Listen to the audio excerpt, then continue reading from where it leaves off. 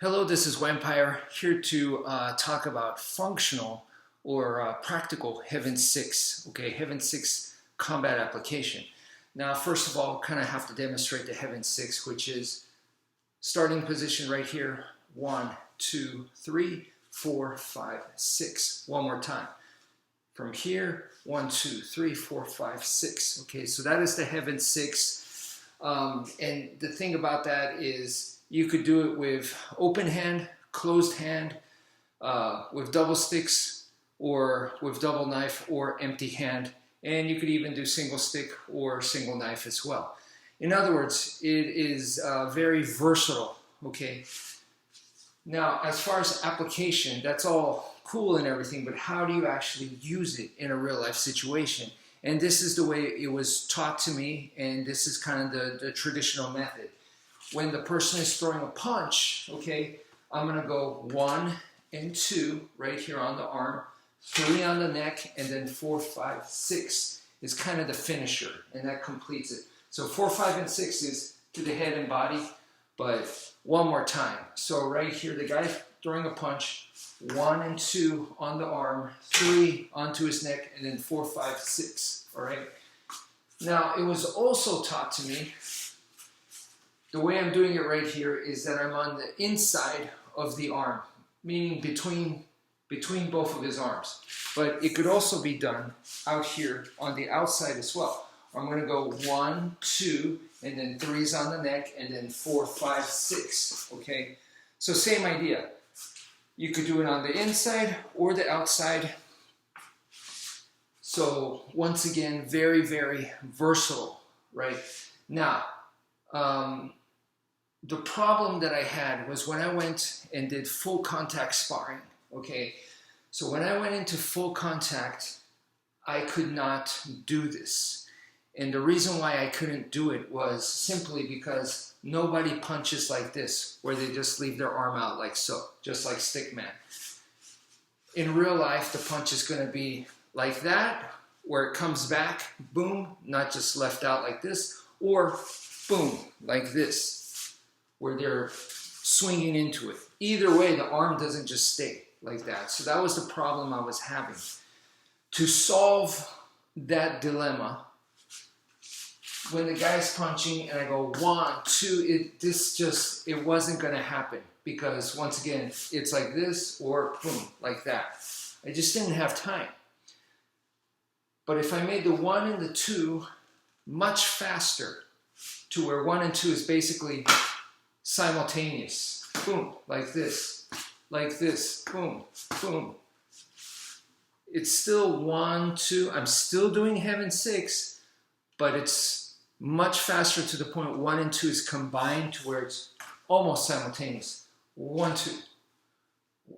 Normally it's 1, 2, and then 3. So I'm just going 1, 2 right here. So the 1, 2, when you combine it like that and make it instantaneous, then I can do it. If I have some distance and the guy's attacking me, boom, boom, now I could do it in full contact. And if you notice the videos that I've uploaded recently for you guys, you can see that this now is very, very similar to the Force2Force Block. And that's why it works. Okay, so boom, right here. I'm basically made the first 2 movements of the Heaven 6 into the Force2Force Block.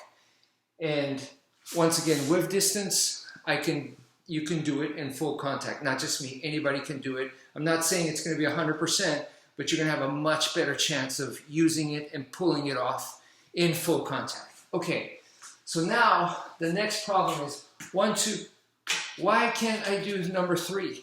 And the reason is because even I go 1, 2 like that, number 3 is by the time I go number 3, he's punching 2. So, because he's doing combinations. He's not just going to stop with 1. He's going to go boom, boom, boom. So I go bam, and then right here, he's already thrown his next, and his next, and his next is coming. And if I do a number 3 here, it means we're exchanging. And that's medium range, and I've said to you guys, we don't want to be in medium range Our medium range is level 1, so we want to go further than that. Therefore, staying in medium range and doing this is an exchange, and I don't want that to happen. We're going to move out to long range, or we go into close range, which is the clinch, grappling range. Okay, we don't want to be in medium range. We skip it, okay? So we understand that much, and that's why this doesn't work, or it's not a good idea to do this, okay? So we go boom right here, 1, 2, like so, okay? And then instead of going 3, because I know I want to go into close range, I'm gonna actually do that. I'm gonna come here, so this boom, this we already know, but now I'm gonna clash. That's the difference, okay? I don't just boom right here and then do this. No, I go boom right here, right into this. I clash because I want to go into close range. I don't want to hang out in medium range, so I come into close range. Notice when I come into close range, you can switch to number 3. You don't have to do number 3 there. I'm just kind of automatically doing it because back then when the Gracies came out in the first UFC 1993, they were showing like this kind of way to clinch. All right. So for FMA, we kind of like to have, you see, for me, I like to have the wedge. I don't just like to come like this, right? So I want to have something to shield my body. I don't want to just make direct clinch contact like that. So I want something like this. So right here, I do the 1, 2 together, and then I come in. This doesn't even have to be here. It could be my shoulder, boom. My shoulder's fine. The next step, so number 1 is Force2Force Block. Number 2 is the clash, which means close the distance, but while I'm still holding the arm, and now I grab the arm. That's number 3, okay? Grab the arm, and I didn't know this for the longest time, but from this position where you grab the arm, you can actually go here, and that's my wrap. I did not know you could go from a grab to a wrap. I thought you had to pick one or the other. So if you end up doing this, which a lot of self-defense instructors teach, they teach you got to control that arm, especially if he has a weapon, okay? Well, I'm saying to you guys this, always control the arm. Why? Because in a real life situation, you don't know if he has a weapon or not. It could be just things are happening too quickly, so you couldn't see, and you couldn't make sure he had a weapon or not, or it could just be at night is when this guy came in to attack you, so it's hard to see. So either way, it's difficult to know whether he has a weapon or not. I would always assume it, and you want to control this arm. Okay, a lot of self-defense instructors teach this. The only thing is, when you come here, you're kind of like in a tug-of-war now with someone that's bigger, stronger, meaner. That's not a good idea. And then on top of that, the self-defense instructors teach you, do this, this is realistic, this is a good thing. I teach it too. The only problem here is they say, headbutt the guy, attack his neck, attack his eyes, knee him in the balls, stomp his foot. They tell you to do these things, which I don't agree with. And the reason why I don't agree with that is because I just said this guy's bigger, stronger, meaner. He can do all of those things back to me. And every time I do something like that to him, it's almost like I'm letting him know, I'm giving him a reminder of what he could do to me. And most people mirror, okay? So when they get mad and angry, they're gonna mirror. And so if I hit him in the throat, he's gonna wanna hit me in the throat, and he totally can. So that's a bad idea. It doesn't make sense to me. And I don't wanna be in this tug of war, so I come and I wrap.